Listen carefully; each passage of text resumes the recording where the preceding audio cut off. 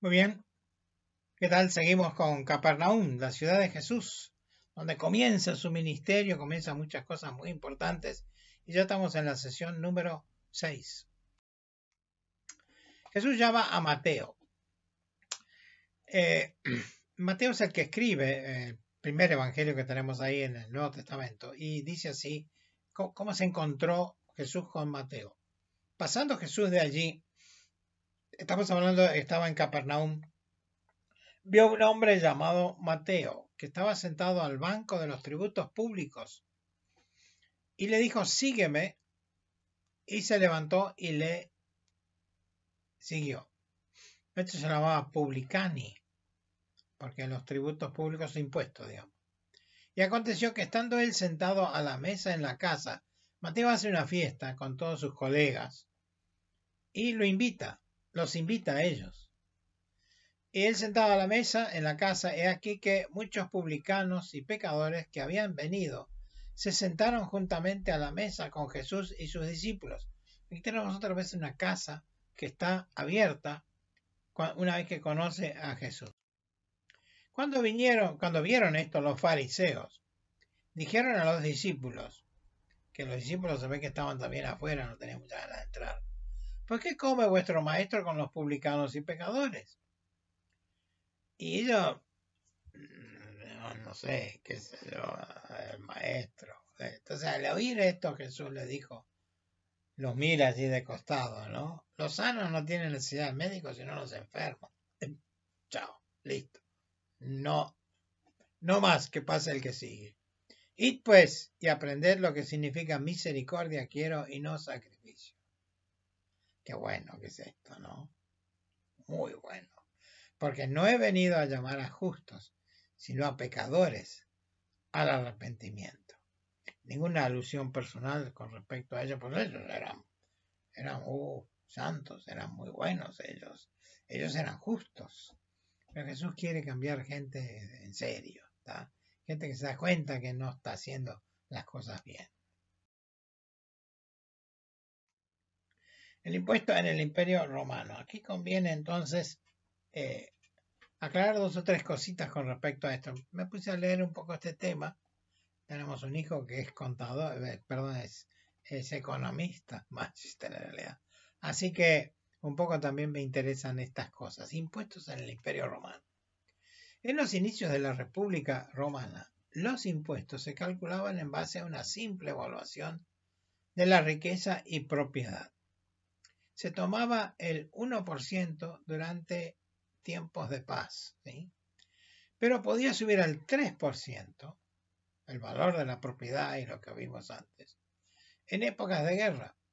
Esto era sobre las tierras, las casas, las propiedades inmuebles de los esclavos y poseían los animales que tenían, las posesiones personales y el dinero. Todo había que declararlo y de eso el 1% en tiempo de paz, pero si entraba en guerra, el imperio o la república aumentaba ese impuesto. El Estado necesita más. Bueno, no hace falta hacer ningún ejemplo, la práctica actual. Y los cobradores de impuestos, llamados publicani, eran los encargados de cobrar los impuestos a la población. Roma llamaba a una licitación del cobro de impuestos por una determinada cantidad de años. Tomaba una zona como Galilea, pongamos por caso, ¿no? Y se calculaba más o menos cuánto se podía sacar en ese lapso de tiempo.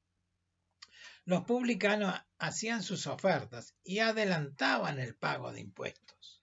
Este era el mecanismo de Roma, que ellos hacían como una licitación pública, digamos así. Entonces, ellos competían entre sí y Roma veía el mejor postor. Entonces, estos publicanos le daban plata, casi como un banco funcionaba esta gente. Entonces, le daban al Estado. El Estado se hacía con una cifra muy importante de dinero y el publicani tenía que dedicarse entonces a recuperar ese dinero a través de los impuestos. Este era el sistema. Por supuesto, nada que ver con la ley de Moisés y entonces los judíos lo resistían de la manera que podían. Y aquí tenemos entonces, este sistema fue muy lucrativo para el Estado porque se hacía de plata en efectivo, cash, podríamos decir, en primera instancia, y para los publicani. Por supuesto había excesos y corrupción. También, porque ellos podían sacar todas las cifras que querían. Entonces ya habían pagado, ya habían arreglado con Roma. Y si ellos lograban obtener más, eso quedaba para ellos. Pero además de eso, los publicanos compraban cantidades de mercadería para venderlos en época de escasez a precios mucho más altos. Bueno, cualquier similitud con la actualidad no es mera coincidencia. Toda la historia se repite muchísimo, ¿no? A pesar de que decimos que se avanza. También eran prestamistas, eran los banqueros de la antigüedad y cobraban un interés del 4% mensual. Entonces, ellos, la casa gana sí o sí. Ellos ganaban, ¿sí? Ganaba el Estado porque se adelantaba eso efectivo, tenían todos esos recursos. Y los publicanos también, o sea, Roma hacía la vista gorda y autorizaba todo este tipo de negociados que hacían. Esto era Mateo, y lo vemos a Saqueo ahí también, que era parte de esa historia. Y sabemos el arrepentimiento con la cual Saqueo se manejaba. Inclusive él promete a Jesús que él va a devolver muchos de esos recursos. Que para ellos era legítimo, por supuesto, pero era un sistema totalmente abierto a la corrupción. Al final del siglo I, el sistema siglo I después de Cristo, el sistema de impuesto comunal fue lentamente sustituido por el de impuesto personal. Y entonces, ya para entonces con censos regulares de la población. ¿Se acuerdan el motivo por el cual José y María deben irse a Belén? Por el censo. Porque ya empezaba a funcionar este sistema, que no era tanto por comunidades, era un poco para restringir el poder de los publicanos. Ya era personal. El impuesto, uno respondía, pero para eso tenía que haber un censo, varios censos. Y ese es lo que los agarra a María y José, y ellos deben ir a su lugar de origen, de su familia por lo menos, y por eso ellos deben trasladarse a Belén, justamente por esta estructura que están innovando toda la parte de impositiva del imperio. Aquí lo tenemos a Jesús, entonces el equipo que Jesús llamó era muy variado. Es interesante esto. En este caso elige a alguien que es poco querible por la población. Un publicani o cobrador de impuestos para el imperio romano. Publicano y pecador eran medio como sinónimos. Y la verdad que eran muy, muy, muy rápidos en sus negocios, como ya hemos visto, y totalmente desqueridos por la sociedad. Jesús elige uno ahí. Capernaum estaba situado, por eso es interesante analizar desde el punto de vista de un pueblo, una ciudad. Estaba en el límite del tráfico por el mar de Galilea y en la ruta que venía de Damasco. Y entonces ese tráfico, ¿sí?, pasaba y funcionaba entonces aquí como aduana. Varios de los discípulos son de Bethsaida, que en realidad es de la zona de Felipe, ¿sí? En cambio ellos están en la otra parte, el otro descendiente de Herodes Antipas, creo que es.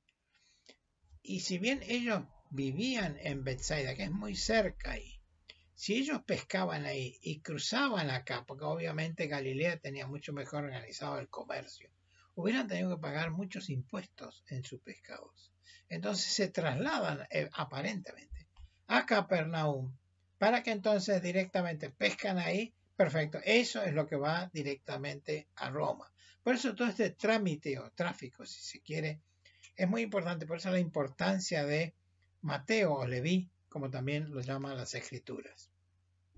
En esta tarea está Leví, luego conocido como Mateo. Ambos nombres son judíos. Y las consecuencias de la incorporación de Mateo fueron realmente muy importantes. Y vamos a mirar rápidamente esto. convocó a sus colegas para que conozcan a Jesús y sus discípulos. Aquí ya tenemos una gestión no solo del individuo, de esa casa, porque es la casa sino de su comunidad, de su grupo social, económico. Y esto es muy importante también para nosotros reconocer cómo podemos realmente nosotros testificar, vamos a decir así, a comunidades. Puede ser de nuestras propias comunidades, de lo que seamos, ¿no?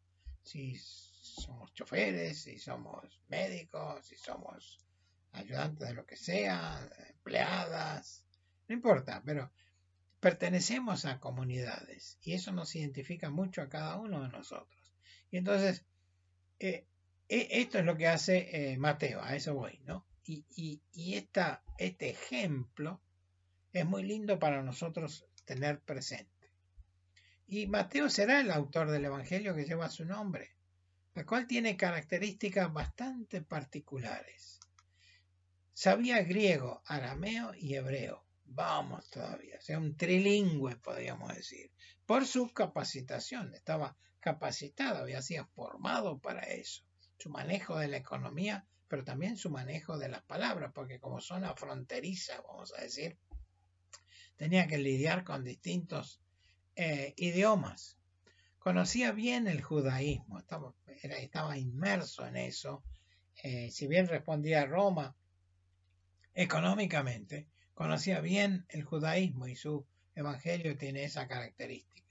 Por ejemplo, él es el que menciona a los magos de Oriente, que no está mencionado en los otros evangelios. Tenía esta idea de globalidad, vamos a decir, o globalización.